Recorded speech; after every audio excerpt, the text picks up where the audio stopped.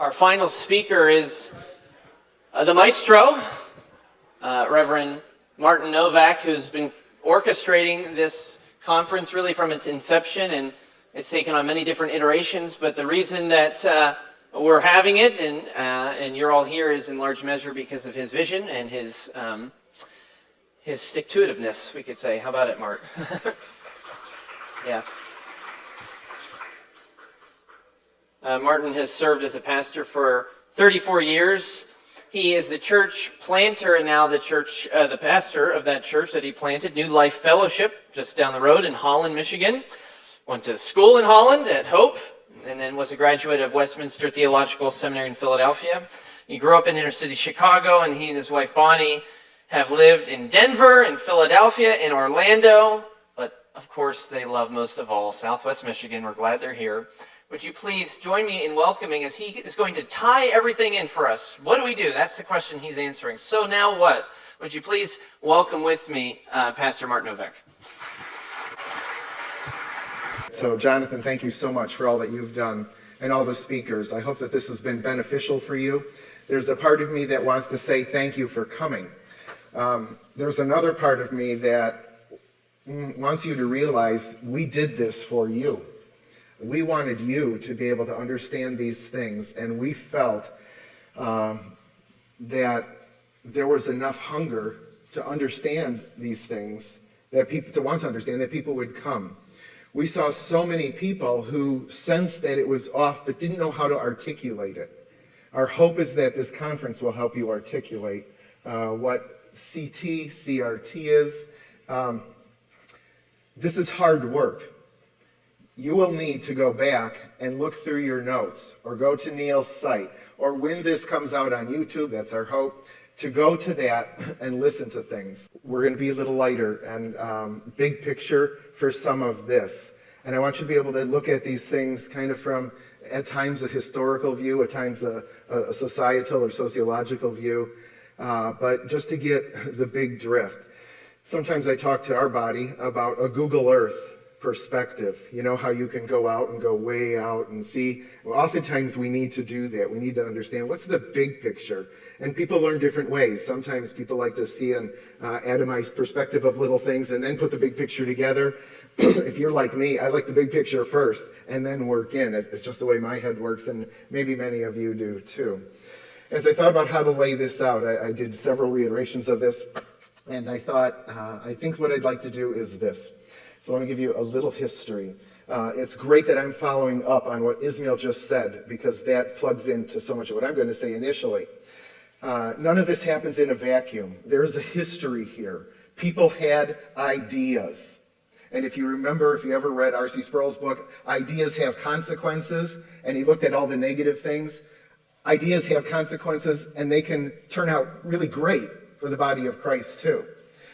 But the ideas that we're talking about here were very influential within not only, say, areas of Albania, Italy, Germany, and so on.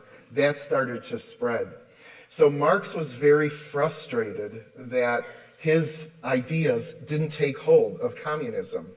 He expected them to take hold in the major industrialized countries like Germany and France and America, England, and then America.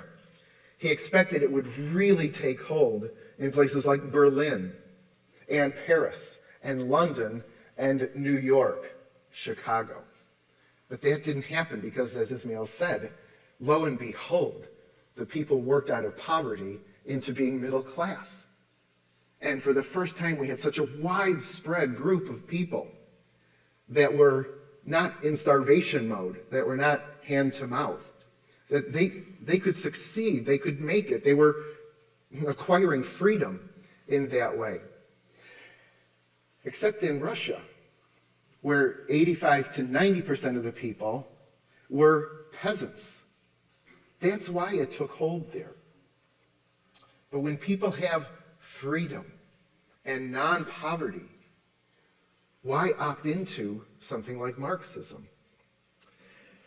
So Antonio Gramsci, an Albanian Italian, late 1800s, early 1900s, ended up trying to figure out how do we take, they didn't want to give up on the ship, how do we take Marx's stuff and understand why it didn't take hold. And Gramsci and others, Gramsci was eventually put in prison. Never give a bad person a pen and paper. Give a good person, a godly person, pen and paper, and you get what book? Pilgrim's Progress. Take somebody like Gramsci, and you get his prison notebooks. 3,000 pages of how to undermine Western civilization to spread communism. That was his goal and his intent. If I don't say it in a little while, I don't want to forget this, but there were those who were just reading it in Gramsci's Italian until somebody translated it into English. How to undermine Western civilization, basically.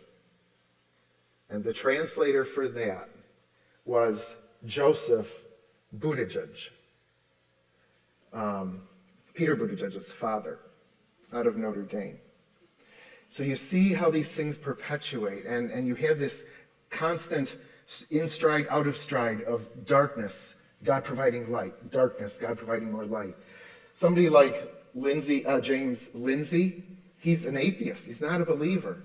And these bad ideas arise, and God raises up a James Lindsay. What? It's crazy. Why not just evangelicals? But that's what he does. And then he has been influential in the lives of many Christians in the country, myself included. Allie Beth Stuckey, many others. He has had great influence. He's taught at Leadership Institute and been very beneficial as one of the frontline warriors when people are trying to wrestle with school boards. He has literally said, call me up, put me on the phone, and I will, through like a Zoom, defend your position. He's done that for numerous people. So, Gramsci and others, you have different names, Horkheimer, the Institute for Social Research out of Goethe University in Frankfurt, Germany, and thus the Frankfurt School with people like, starting out Gramsci in 1923, 26, and then Horkheimer, Adorno, and these kinds of people. Those are just names. You come across them, you can start to read some of your stuff. One side note, and I hope that it's been implanted in your minds now, don't be afraid to read original sources. We had seminaries in the 70s, 80s that told people, don't read that, don't read that, don't read that, because you might start to believe it and get sidetracked. I fortunately went to a seminary that said, read that, read that, read that, and you understand what your opposition is. So here are these men now who are trying to figure out why in the world didn't Marx's ideas take hold? And this is kind of an evolution of this. Over time, they realized, oh my goodness, the reason is because there was a religion holding things together. Now, they believe this about any culture, of any religion, and it's true, right? But in the West, that they were seeking to undermine, it was a Judeo-Christian heritage and a foundation, right? And they looked at that, and then they realized, but that's what supports family. So we would have to attack family as well as religion. And then they realized it isn't just that. Education is holding the pieces together. We have to attack the educational system. And then they realized as time went on, 50s, 60s, 70s, 80s, 90s, but even back earlier, it's not just that. It's media. The media can have tremendous power. And then it wasn't just that. It was law. And that's why, as we'll see, some of these people, where it started was Harvard Law School. And so they started to use the language of infiltrate. We need to infiltrate these areas. And they called these the 5 pillars. Now, let me back up a little bit so that you can understand a Google Earth kind of picture in very simple terms about how this works out.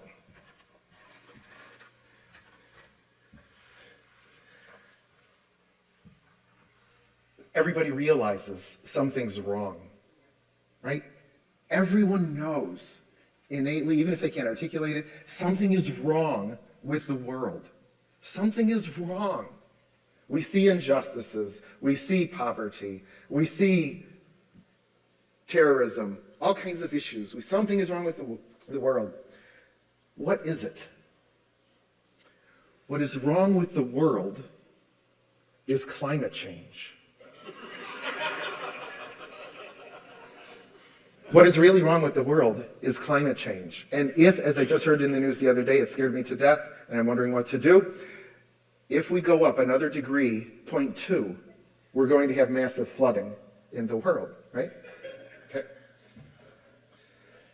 Not really. What is wrong with the world is deforestation. Even in the Amazon jungle basin, it's getting wiped out. And trees provide a lot of the carbon dioxide. How are we going to survive with this? What is really wrong with the world is that we need to have the freedom to decide what I'm going to do with my own body. This is my body. This is not yours. And if I want to be like the couple in Sweden, the young guy and the young gal in high school who seems they genuinely believe they are cats and they wear a long tail to high school and they talk in meow meow language. This is serious. I'm not making this up. That's the freedom we need to have. Because who are you to tell me? What the real problem is I need then to be able to do what I want sexually with my own body, whatever that is. And you have no right to tell me what to do. The real problem is race. The real problem in our country is not those other things, they may be part of it. The real problem in our country is race. The disputes, the arguments, the warfare, the fighting, from slavery to Jim Crow, and now what's going on. And whites are racist, and this is why we're stuck in this mess. And we fortunately have critical theorists who can help us with this. Now, what is really going on is this. For each of these kinds of people and each of these ideologies, here's the simplest way I think you can understand it. And it simply goes like this.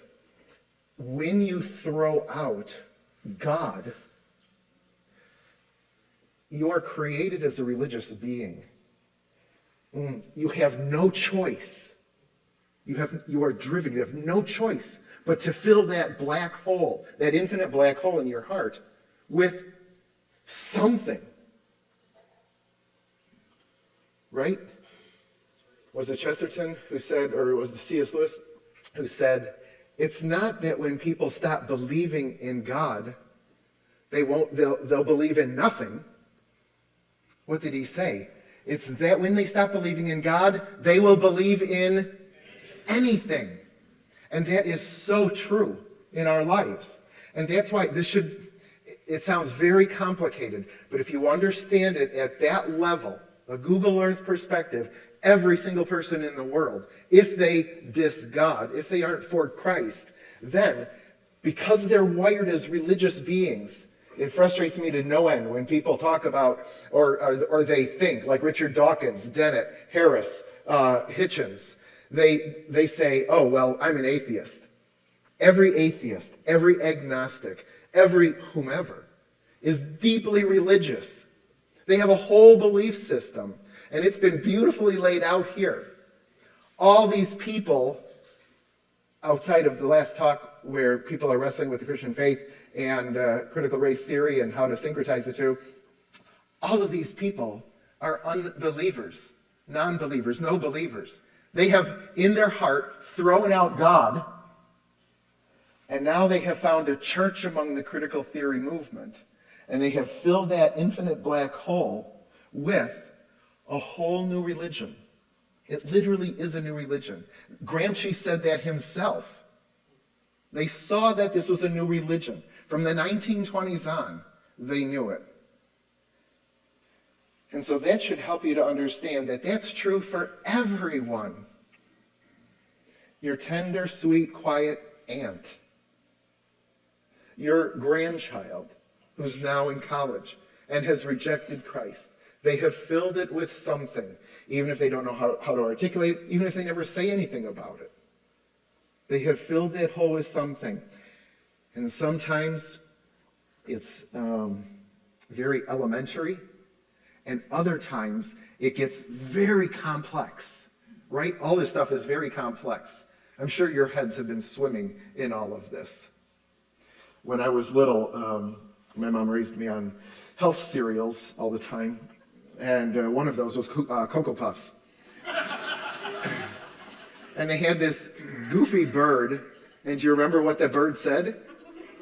Oh, Phil, say it! I'm cuckoo for Cocoa Puffs. Yes, I'm cuckoo for Cocoa Puffs. And this bird's head would be whipping around. And that's sometimes how we feel after we hear this. But these people, in a sense, are cuckoo for critical race theory, or cuckoo for critical theory.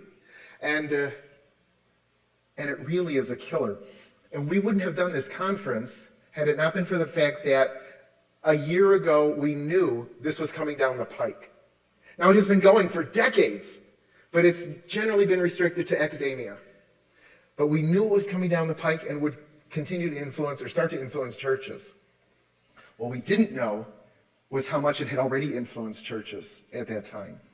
And we find out more and more every month how much it's affecting the body of Christ. And that's why we did the conference, to try to inoculate people so that they would understand how to have defensiveness against this and how to confront it. And so, one of the major issues that we are wrestling with today is the legacy of slavery and Jim Crow. How in the world do we deal with this? In 1965, Daniel Patrick Moynihan came out with a report after doing extensive study, and it talked about how many black women were raising children on their own. And he brought this report out in the government. He was a senator in New York, and he said, look what's going on.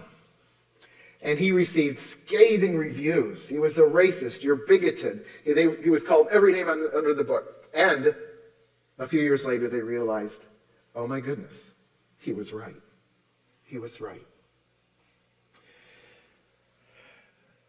What was the reason that the black women, children, the black family was in this situation?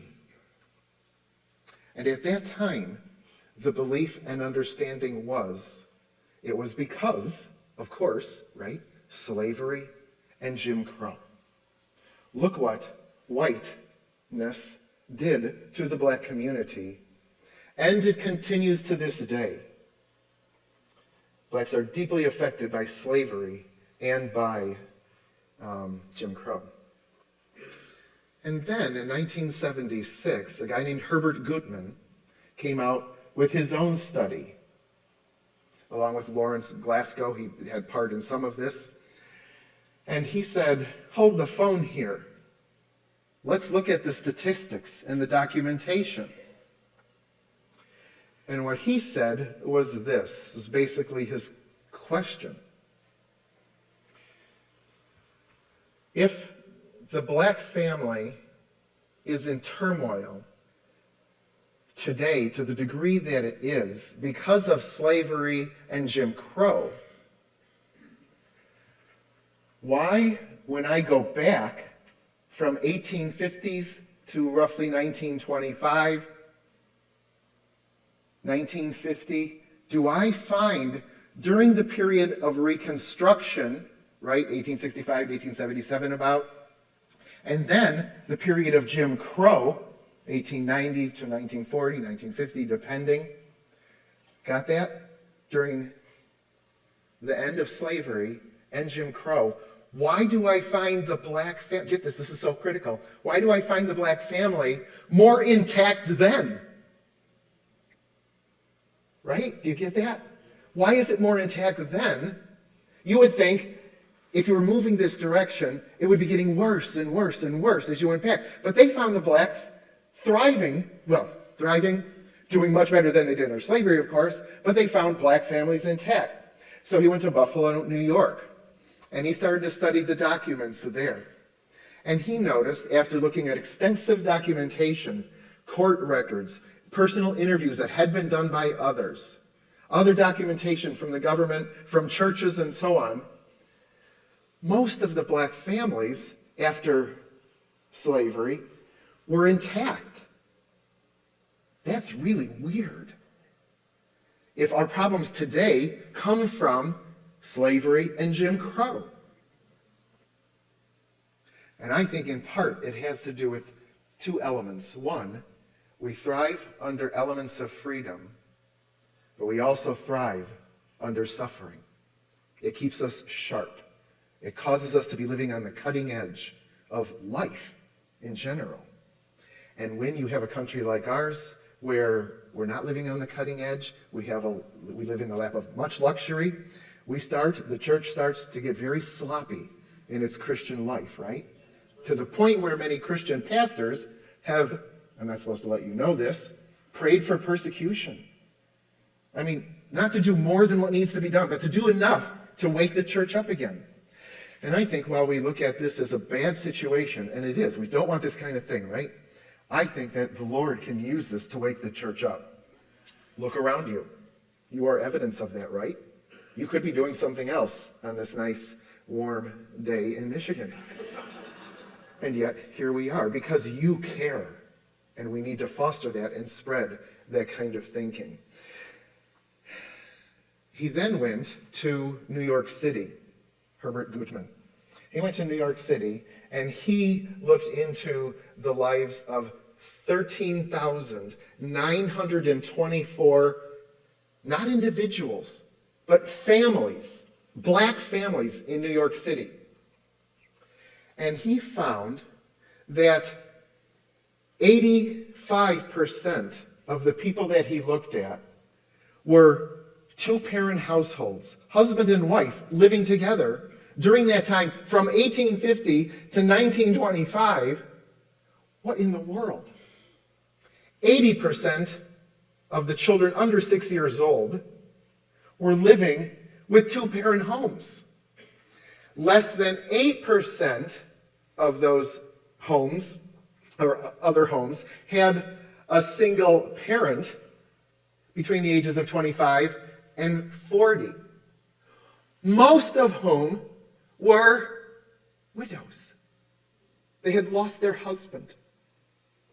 And so the whole notion of baby mamas and all this kind of thing was, for the most part, unknown, according to the documents and statistics.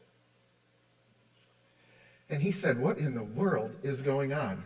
Why could this be? And if this is the history, what then caused all of these things to transpire? And he began to look at the issues that came about in 1960s and on.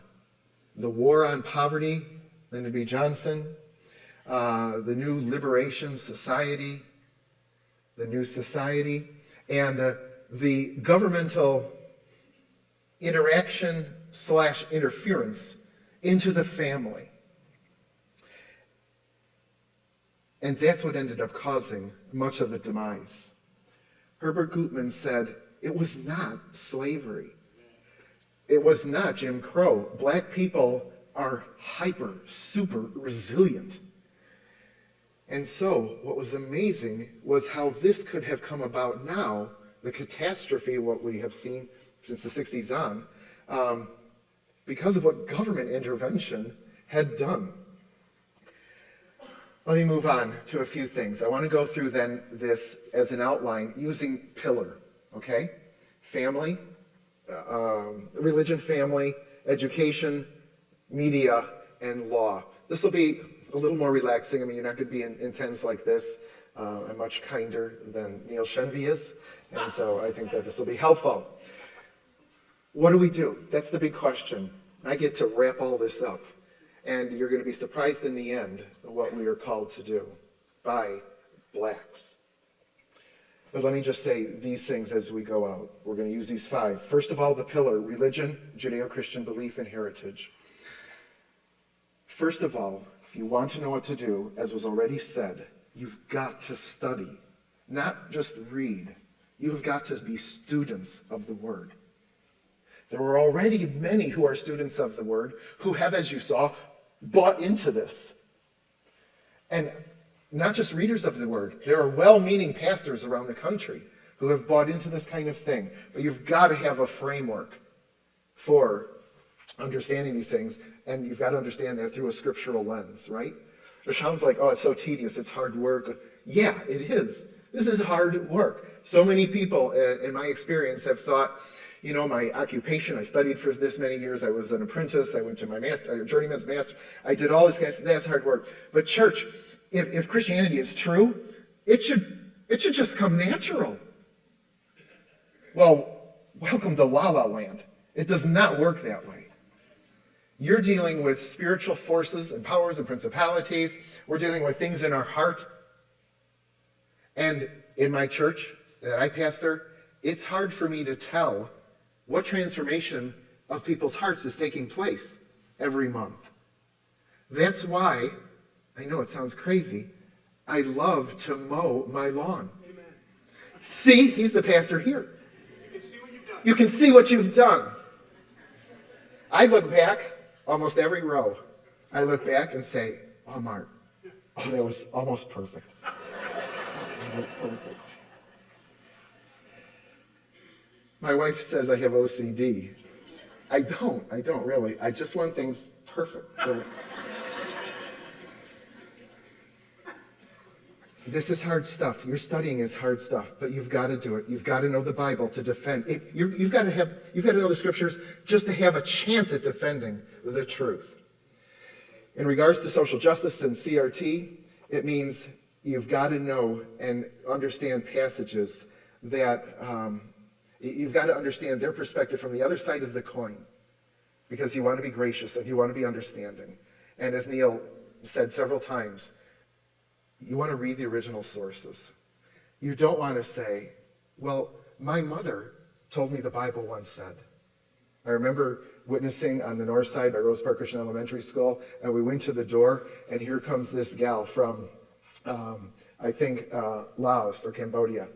And I said, at one point we got in the conversation, I said, do you know what you believe? What do you believe?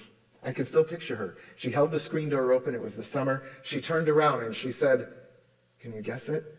Mom, what do we believe? And we can't have a faith like that, right? Second of all, you've got to know who you are. This is really important. Do you realize that everything we've looked at over the last day and a half has to do with identity? It's all about your identity. What is your identity? And we'll look at that in a few minutes as we get there. But you've got to have a knowledge of your identity. Who am I? I'm a child of God, a new creation in Christ. That has so much impact. Where did I come from? I came from a creator, loving God. Do I have a standard outside of myself, outside of my own feelings of right and wrong? Is it the Word of God? What is my purpose here? To give Him glory, to live with Him forever, to bless my fellow human beings, to care for the creation. Do I know where I'm going to go when I die? To be with the Lord and someday in His new creation for all eternity. Here we go. I just covered origin, meaning, morality, destiny. Everybody has an answer for those. What is your answer?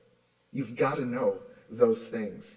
You have got to know my identity is now not a sinner. I am a saint. I am not what I was before. I am literally, we've got to counsel ourselves, right? That's what David does in Psalm 42 and 43. Oh, my soul, why are you downcast? He didn't go to a therapist. He was therapizing himself. Why am I counseling myself? Because I need to know and understand the truth. He's talking to himself. He's literally counseling himself according to the Word of God. Oh, soul, why are you downcast? Why don't you have hope inside of you? Put your hope in God. That's what we all have to do. And you've got to talk yourself. You've got to look into the mirror and say, I am a new creation. You feel like an idiot for doing that. But then you do it again, and you do it again, and you do it again and again until you believe, oh my goodness, I really am a new creation in Christ. That makes you into a totally different person. I'm not a saint anymore. I'm a sinner. I'm not a sinner. I'm a saint. I do sin, right?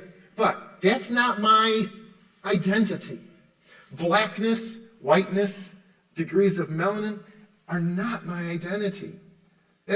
I wanted to start out the conference by saying, I am so sorry you're here. We should have never had a conference on this. We should have never had to have had a conference on this. And yet, we had to, right? Because this is part of our fight. It really is. You had a nice lunch. Erica did an awesome job with the snack bar. I noticed many of you were starting to hang out there more and more as the conference went on. But when you sit here, you're in a fight. You really are.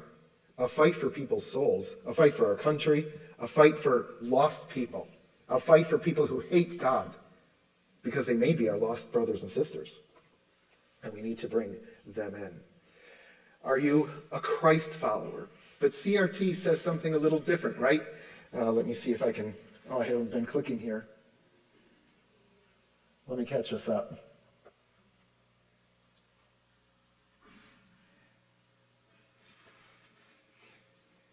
Let me go back to this, because this is critical.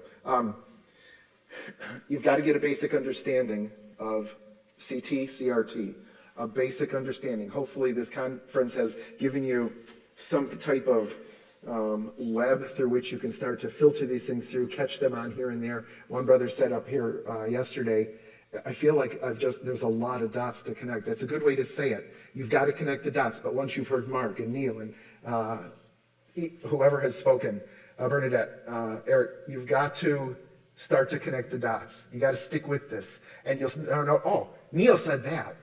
Eric had said that. Mark had said that. You've got to be connecting these things. And it starts, and finally you start to get a picture of what's going on. When I was in grad school, I had a professor in church history, and he did not follow an outline. He put his hands in his pocket, and he walked back and forth in front of the desk, around the desk, and he just talked and talked. And I was very meticulous with my note-taking. I had to have it all in order so I could memorize that page and do well on the exam. All he did was just talk. It was the most frustrating experience until you realized halfway through the class, oh my goodness, he's painting a picture of church history. He became my favorite professor because all the pieces he was giving me, it all started to tie in together.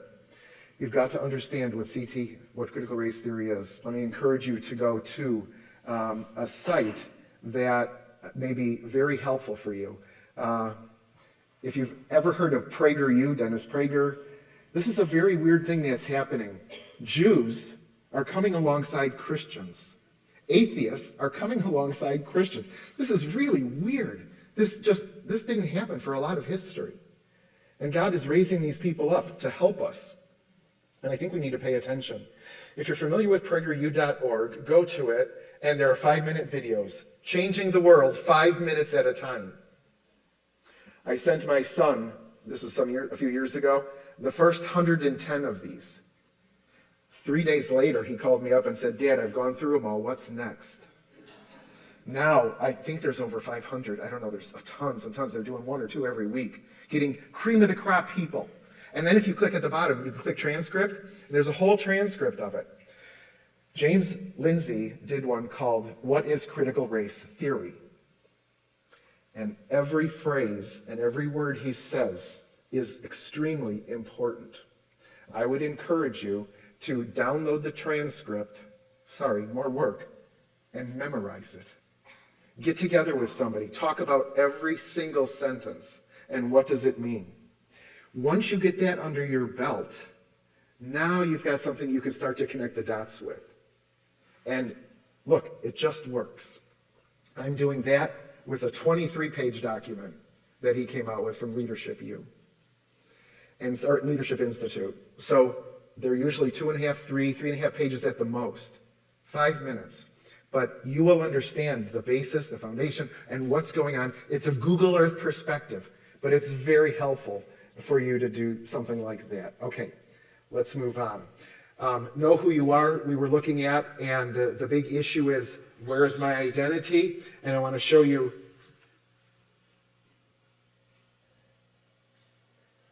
Kimberly Crenshaw. Kimberly Crenshaw, as Neil said earlier, he stole all my lines. I think he looked at my PowerPoint and everything I was doing. But Derek Bell was a law professor at Harvard, in Harvard Law School, Harvard Law they call it. And he came up and promulgated a lot of the ideas of critical race theory. Kimberly Crenshaw is the one who named it, and then went on to name intersectionality and develop that whole thing. But in mapping out the margins, she said, there is a fundamental difference between me saying, I am black, and I am a person who happens to be black. Now, which one aligns more biblically? I am a person who happens to be black. That's closer to what my identity is, right? As we've been saying, the color issue, why do we even talk about that? Of course, we know why we're talking about that. But what happens when you have somebody who says, I am black? Man, red flags should be going up. Because she goes on to say, the latter statement, which is what Dr. Martin Luther King advocated for, I'm a person who happens to be black, strives for, she says, a certain universal that ignores, get this, she's saying it like Neil was reading these people out of their mouths, the imposition of racial categories. It ignores the imposition of racial categories. Right, why would we be doing that? But that's exactly what she wants to do. She wants to impose these things on you. And they do it with a smile. And maybe being handsome, or beauty, or highly educated. On our Facebook page for our church, we had different responses when we put up the conference that we were going to have, different responses from different people. And one guy said, why are you having Neil Shenvi, I haven't talked to Neil about this yet, why are you having Neil Shenvi speak? He doesn't have a degree in it. Listen, if anybody has a degree in critical race theory, run. Because you don't want to get a degree in this. You want to understand, you want to study it, but boy, oh boy, this is scary stuff. Second, or next, I'm not used to doing it this way. Love your neighbor. What are you called to do? What do we have to do? You have got to love your neighbor. You just do. And the story of this Samaritan man who's half-breed, right? Samaritans were half Babylonians, half Jews, and that's why they were despised. Here's this man who is hated by the man he sees on the road. And that was irrelevant. And he's a Samaritan. He doesn't know Christ yet. And yet, he's willing to love his neighbor. It is irrelevant. If you can tell, and you don't have to go to grad school for this, if you can tell that another entity out there, if you have the sharp wisdom and discernment to tell, I think they're a human being, you're called to love them, right? Even our enemies. Because you never know who is a lost brother or sister who may come to Christ through your Christ-likeness. Love them. Think, speak, act the truth to those around you.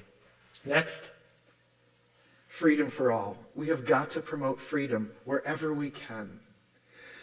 I didn't realize how critical and important this was until I started to get connected with the Acton Institute in Grand Rapids.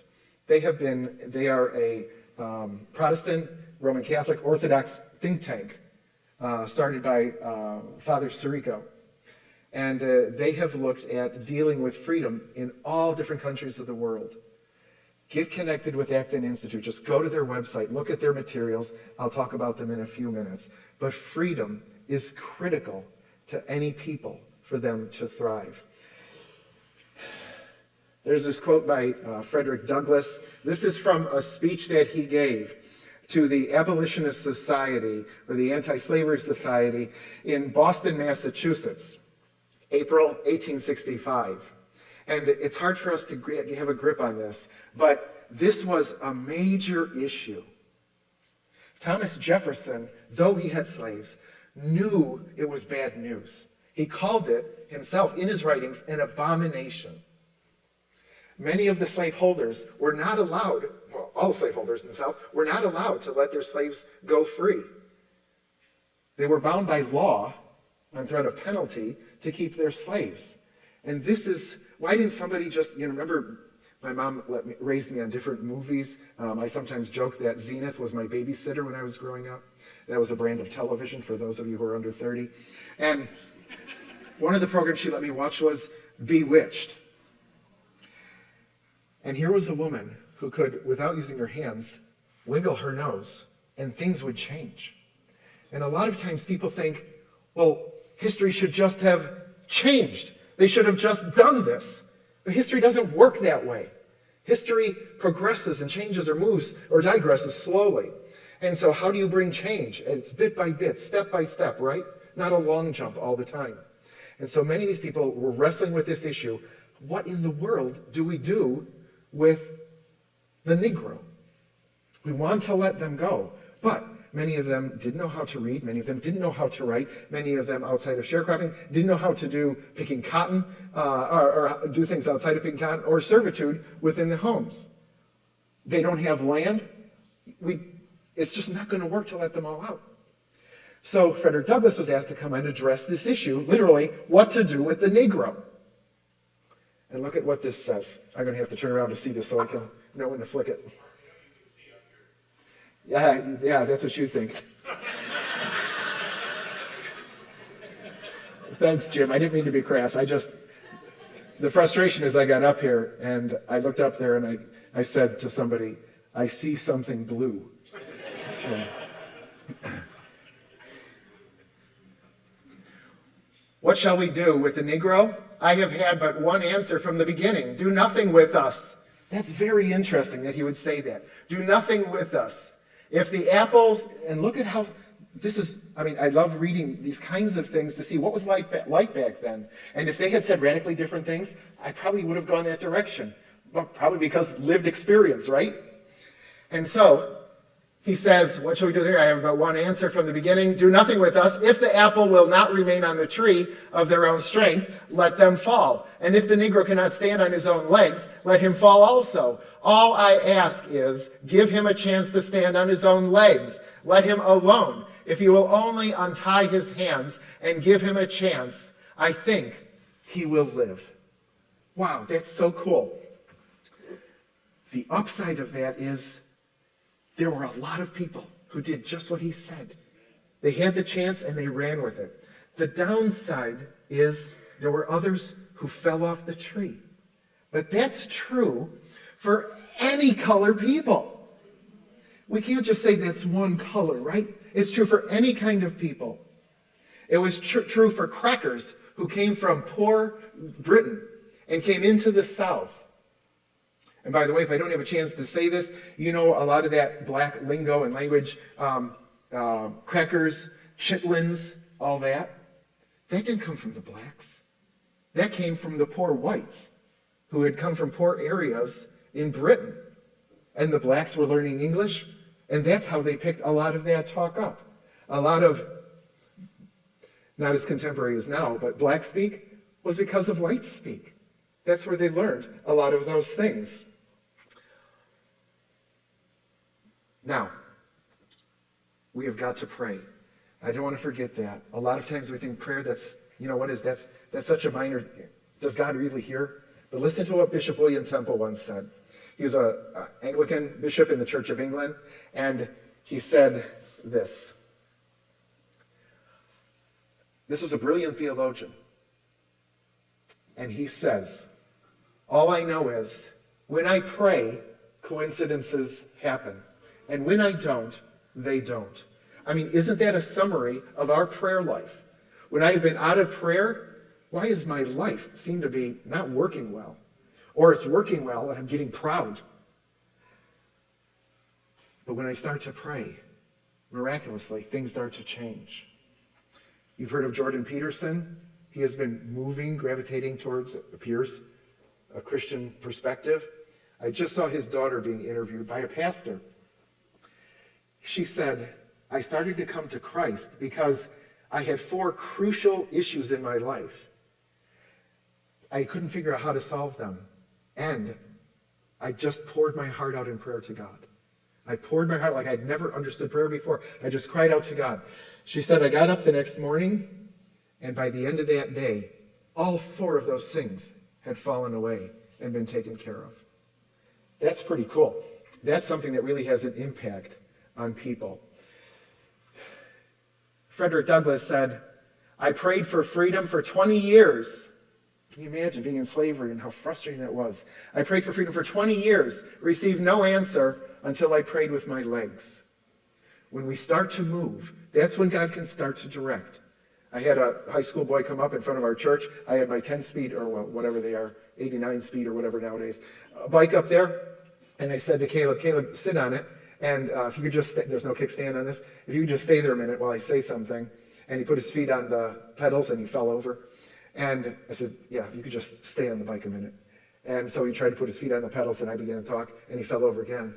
I said, Caleb, I really, for the illustration, I need you to keep your feet on the pedals and just stay there a minute. And he fell over again. I said, of course that's what happens when we stand still.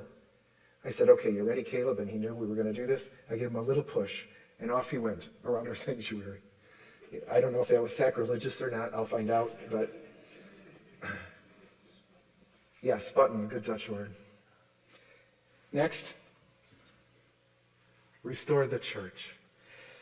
We have got to restore the church. And I think as you look around, you are the seeds of a church that is beginning to be restored. It makes no sense for you to come every Sunday and listen to us preach, and for you to walk away and not do anything with it. The pulpit really isn't a place for a pep talk. This is a place of marching orders, deep instruction, of you looking deep into your heart and saying, is that me? Some of you are familiar, it was alleged to be from G.K. Chesterton. In the early 1900s, one of the British newspapers put as one of its pages, what is wrong with the world? And people gave eloquent responses to all of this. One of the sharpest, the greatest journalists out of England at that time was G.K. Chesterton. And my church better know what he said. What did he say? I am. 2 words, I am. We've got to understand that we've got to look here. Do you notice how every one of these people always looked to the problem being outside of themselves? It's a human nature problem. And we've got to help people to look inside. Okay, now we're going to fly. Pillar 2 of the family. We've got to promote and model the nuclear family. Sometimes we feel like, do I do anything for Christ? You are way further down the road if you have been willing. I want to be careful how I say this. God has not called some of you to marriage. Some of you may not want. You've been celibate. You've been called to other things. But you wearing, I'm not giving you the finger, you wearing a ring on your finger in this culture now becomes a testimony to what you believe. You having delight and joy in your spouse and in your children.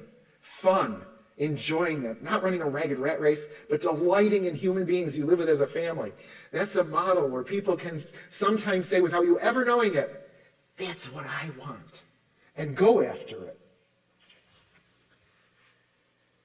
This is Tim Gill on the right, and he's an LGBTQ activist, and he's LGBTQ, and he says this, we're going into the hardest states in the country. We're going to work to pass sexual orientation and gender identity bills to punish the wicked. Who are the wicked? Take a guess. It's us. And that's what he's looking at.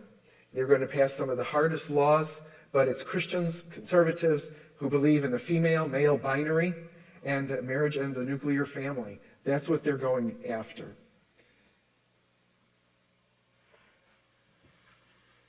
Douglas also said this is very helpful. It's easier to build strong children than repair broken men. Oh yeah, it sure is. And that's why some way, if we want to do what we can do, there's got to be a way in which we can help be mentors in the lives of people. It's very important. Otherwise, you don't know how to be a man.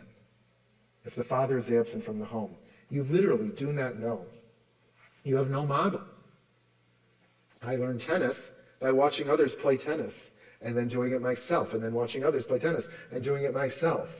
You don't know how to be a father. That's much more complicated than tennis. You don't know how to play the game of fatherhood without that kind of mentor in your life. Next, volunteer to teach basic economics. Acton has helped me so much with this. Let me just give you a couple resources. One, Jay Richards' Money, Greed, and God. Money, Greed, and God. I was at Acton Institute. I was sitting at a table of Hope professors. I said to one of the folks there, you know, I've studied all different kinds of things, but I don't know anything about economics. I've never had a class in economics. She said, after lunch tomorrow, let's go up to the book table and I'll show you. She took me up to the book table, and this was the book she gave me. She said, this is the only book I assign partial readings in, and my students read the whole book. And after I did that, we did a Sunday school class with it. Also, Thomas Sowell, Basic Economics, and Jay Richards' YouTube video, How to End Poverty in 10 Easy Steps. That can help you. Next is help people become entrepreneurs. That's a critical part of owning a business, making it economically. Strive, if you can, to help other people become entrepreneurs. This is a lawn mowing job by a teenager. This gal, she's from Saginaw, and she started her own popcorn business. The guys on the right, three brothers. They have their own lawnmower business, and they work together. It's really cool when people start to get into this kind of stuff. And then I wanted you to see this. At an interview with Thomas Sowell by Peter Robinson, he's part of the Hoover Institution. He does a lot of interviews with Thomas Sowell. He asked Thomas Sowell, somewhere there's a black young man who wants to make something of himself, like yourself. Watch what Sowell says. Somewhere, watching this interview, there's a young Thomas Sowell. There's an African American who's smart and wants to do something with his life. It seems to me we've already got one piece of advice you'd offer to him is stay away from the racist industry. Stay away from the race hustlers. What advice would you give a young Thomas Sowell? How do you make something of yourself as an African American in America today? The way anybody else would. You equip yourself with skills that people are willing to pay for. This is, along with Walter Williams, two of the sharpest in economics and the philosophy of economics and so on, two of the sharpest men in the country. Walter Williams just died. He was a believer. I don't know where Thomas Sowell is at that way, but he talks about Christianity often, and by God's common grace, he is so right on target all the time. He is amazing. And did you see what he just said? It's very important for you to hear that. The way anybody else would. It's not, well, for a black, this is what you got to do. That's not how we're wired. We're wired as human beings, the way anyone else would. Let me fly through this.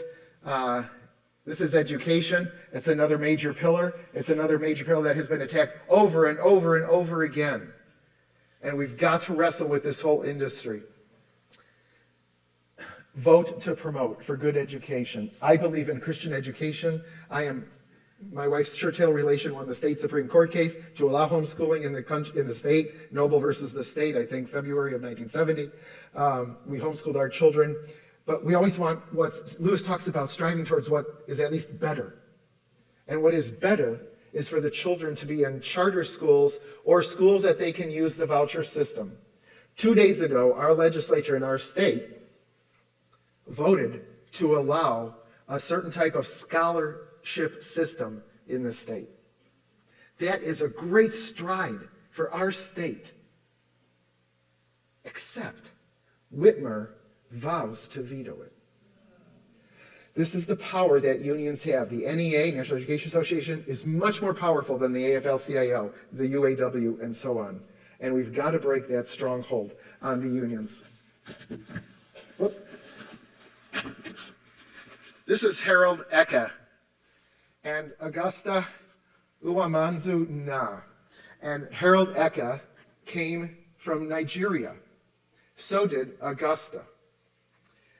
And lo and behold, coming here with not much, Harold Eke ended up being admitted to 13 universities, 8 of which were Ivy League schools. Augusta received scholarships and a free ride to 8 Ivy League schools. When she was asked, how in the world did you do it? It's the Thomas Sowell answer. The way anyone else who would succeed would do it. A lot of hard work, tenacity, persistence, supportive parents, dedicated teachers. But it's true, that combination is rare in a lot of homes, especially in the inner cities. I don't know if you've ever heard of rubber rooms. It's not a term that's used that often. Rubber rooms are rooms in schools where, like in New York City and other major cities, they put inept teachers. And for 5, 10, 15, 20 years, they may be in a rubber room. It's kind of like a padded room because you go crazy in it, kind of. They are put there because they're inept teachers. What? Why don't they just fire them? Because the unions are so strong, it costs $500,000 to fire every inept teacher. And in New York City, there were between 560 to 700 teachers in rubber rooms because some of them were not even safe for the student. The teachers weren't safe for the students. They were waiting for court cases to come. And you see them sitting there. It's disgusting. It's horrible. But these are things that we've got to attack. Oh, am I going on? How do you stop critical race theory in the schools? Let me just zip through this, and then I think that I see my brother sitting up here. Find out what your schools teach. I said it when we had the talk. You've got to learn that. That's your job. What is my child, created in God's image, being taught? Or your grandchild? Speak to your child's teacher and principal. Get trained and run for the school board. Leadership Institute has a 17-hour course to teach you how to at least try to get on the school board. That's great. And it's worth it for many people to start to do that. And James Lindsay says, we just see this monster. It's like Hydra. How do we resist this? How do we fight this? And Lindsay says, it all starts grassroots. It's women having a potluck in their home and saying, hey, what do you think about? That has led to many of the school boards being challenged. And many of them, even in places like New Hampshire, and other states, the school boards are being overturned. Some of them are leaving. Some school boards, the parents are finding out they've been covering stuff up. And now it's being exposed. And people are resigning. James Lindsay says it's amazing when you stand up for something, how many people will come behind you and around you and support you. They just didn't have that, they weren't that person to do that. But they can do this and that, and others can do this. And you can bring change and transformation. And in our area too, right? Pillar 4 Media, I don't have time to play this, but this is a very interesting YouTube video with Tiger Woods that Nike did as a commercial in 1996. And it's about 56 seconds long.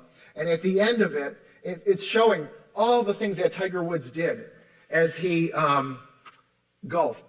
And how phenomenal of a golfer. By the age of 12, by the age of 14, by the age of 16, I had won this. By the age of 18, I had won this. I had won all of this. And then it ends with this. There are still some courses in the U.S. I am not allowed to play because of the color of my skin. Now think of that. Wow, that's horrible. That this hero of golf can't play on these courses? What? And then a guy named James Glassman from the Washington Post contacted Nike. And he said in his article, the only problem was the whole thing, after his accomplishments, was a lie.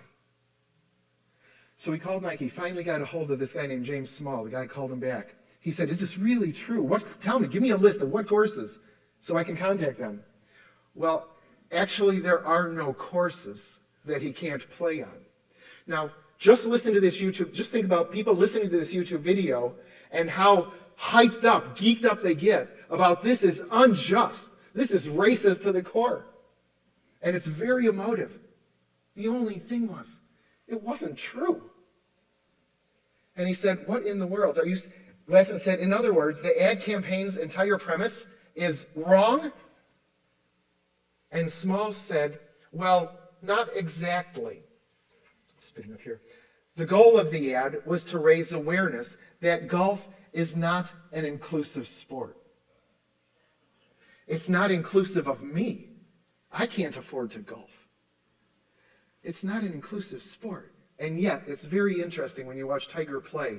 Who are all the people out there watching him play? White guys, white women, white men watching him play. And then when he sinks it on the 18th hole, are they really racist? They go bonkers. They go crazy that he's done it. They're all excited. What in the world? Law, last one. Law, Belladad. They realized that race was going to be, she's the one who said, race in the 20s, 30s, race is the issue that we can use to divide the country. It was still fresh. It was still Jim Crow stuff. And it's like a scab. This is her words, we can pick the scab off and cause the country to bleed again. And she was right. That's exactly what they did. All by design, they did that. She ended up changing down the road, going back to her Catholic roots. But she said, the Communist Party operates by infiltrating and subverting social institutions like the churches, schools, mass media, and government. Those are some of the things that we covered. And a lot of people think, like, where did this come from? Who just thought of this? James Lindsay says, look, you've got to understand this metaphor. And with this, I better close. What is happening is there was a 100-year-long spear. And critical race theory is the sharp point. That's what's making our country bleed now. At the end of all this, let me just close with this line. Did I say that I was going to close? Yeah, sorry. I had great pictures of different people in here. Mookie Betts. Anybody know who Mookie Betts is? Yes, sir. Oh, Dave. You know who he is? A ball player. And it was pointed out to him, see, media, this comes up over and over again. So Mookie, it's been being talked about, here goes, here's a catchphrase that's often a lie. It's being talked about all over the country. Well, people hear that and they believe media, right? They believe pastors. They don't believe politicians. They believe people in media, though. It's being talked about, you were the only black player on the team. Do you know what guys like that do when they hear that and they know the truth? They go, ugh, here goes again. All this baloney. Yeah, you were what did it feel like to be the only black player? This isn't Frank Robinson. This is Jackie Robinson. This isn't Bob Gibson, who said, you didn't find it once in a while. You lived with this stuff. Mookie Betts, after winning the World Series with his team, signed a contract for $365 million, the second highest paid athlete in Major League Baseball. I knew I should have been a baseball player. He said, look, I'm 5'9", 170 pounds. There's a lot of people who could do this. And that gave me hope because I'm 5'8" and 9/16". And I thought, yeah, I could do something like that. But I'm a hair too old now. How do you fight against this? What do you do? The answer by James Lindsay is you just resist it. At every turn, you resist it. Hillsdale College, with this I close, I'll even prove it to you. Hillsdale College has alumni that have graduated, and around the country they have different speaking events. One of those was, I think, in like Kansas City, and different Hillsdale people flocked to that talk. It was by the person who now has received the mantle from Thomas Sowell and Walter Williams, Jason Riley, editor of the Wall Street Journal, now with the Manhattan Institute, a think tank, and he's doing great work. One of his books is Please Stop Helping Us. And he is the speaker at this event. At the very end of it, almost all white people, I think maybe all white people, a guy stands up and he says, Mr. Riley, we want to help. What do we do about this issue? You're black, you have an in, but look at us, we don't. What do we do? And Jason Riley said, you can't do anything, really. This is a black fight. This is a black culture fight in the inner cities. It's for us to figure out how to do this. Now, that doesn't mean that exonerates us from trying to love our neighbor no matter what. But it really is, and here's the issue. Here's the big issue. Is it a racist issue? Really? Or is it a cultural issue? And when I listen to I would not have come up with these things on my own, but I listened to black thinker after black thinker after black thinker, and they are all saying, this is a black cultural issue. And there's not much you can do to change that. He says, go ahead, try, and then bang, bang, bang, he starts to lay out what has to be done by blacks in the inner cities and in the country, where blacks have bought into an idea thinking politics is the way out. And that's why he wrote the book, I don't have it with me here, False Black Power. Because like the Irish in 1915 and on, as the immigrants were coming, they thought, we're going to make it by black power. And what happened? Basically, the Irish mob power. And what happened? Basically, the Irish mob ran Boston, New York, Philadelphia, all those areas. You came over on a boat, you went to them. You gave them part of your earnings. And what happened? The Irish were the most held back people. Blacks thought, we're going to do the same thing. And that's what Jesse Jackson and Al Sharpton tried to do, the race hustlers. They say that. Those aren't my words. But they have a reason for perpetuating poverty in the black communities. It helps literally refuel their jets. And so, what can you do? It's kind of like an anticlimactic thing. But it should help you. Because our culture is telling you, the media is telling you, law schools are telling you, education is telling you, this is on you. It's your fault. And these great black folks are saying, no, it's not that way. Don't feel that way. You can if you want to, but I don't know what good it would do.